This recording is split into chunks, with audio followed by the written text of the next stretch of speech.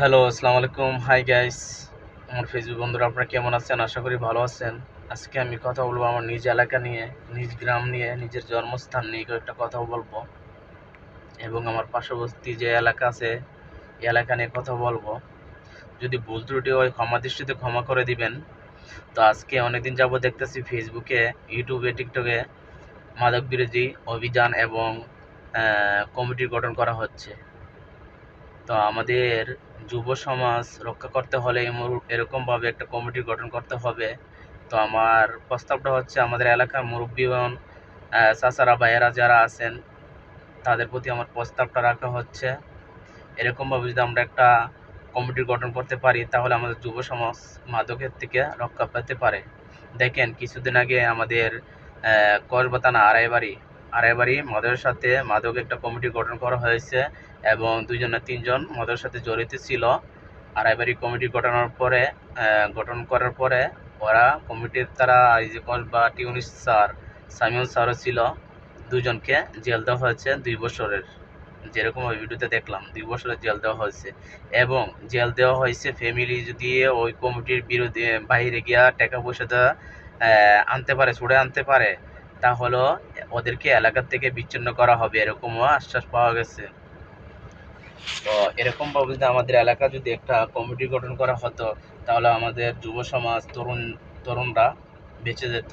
দেখেন কোরআনে কোনো জায়গা হাদিসে লেখা নাই মাদক পান করো। তো আপনারা যে কমিটি গঠন করে যে যুব সমাজকে রক্ষা করতে পারেন, ইনশাল্লাহ আপনি একালো সম্মান পাবেন, পরকালে সম্মান পাবেন।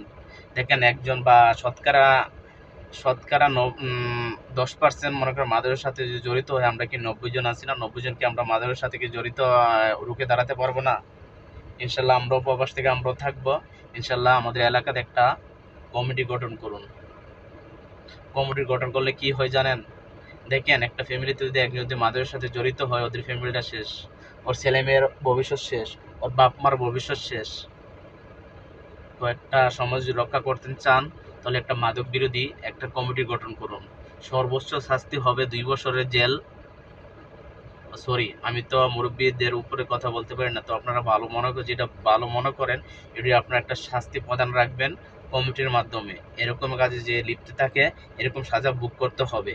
এবং কমিটির বাইরে যদি ফ্যামিলি যদি মনে করে সাজার পরে যদি ফ্যামিলি যদি আনতে এই ফ্যামিলিকেও একটা কঠিন একটা শাস্তি প্রস্তাব রাখবেন এই কমিটির ভিতরে। তো আশা করি আমার কথাটা বুঝতে পারছেন। আমার ক্ষুদ্র জ্ঞানে যতটুকু পারছি অতটুকু বলতে পারছি। যদি ভুল ত্রুটিকে ওই ক্ষমা দৃষ্টিতে ক্ষমা করে দেবেন। আসসালামু আলাইকুম, ভালো থাকবেন। আমার এলাকার মুরব্বীরা, বাচ্চা ছাড়া ভাই বন্ধুরা সবাই ভালো থাকবেন। তো আশা করি আমার কথাটা বুঝতে পারছেন। তো আপনারা এদিকে একটু খেয়াল রাখবেন কমিটি গঠন করার জন্য। আপনাদের পাশে আমরা আছি। মাদক যদি হয় 10 জন, আমরা আছি 90 জন। শতকরা যদি 10% যদি মাদকের সাথে জড়িত হয়, আমরা আছি 90 জন। ইনশাল্লাহ আমরা রুখে দাঁড়াতে পারবো। আর এই কাজ যদি করি আমরা একালেও শান্তি পাবো, ইনশাল্লাহ আখেরাতে শান্তি পাবো। তো ভালো থাকবেন, সুস্থ থাকবেন, ক্ষমা দৃষ্টিতে ক্ষমা করে দিবেন। আসসালামু আলাইকুম।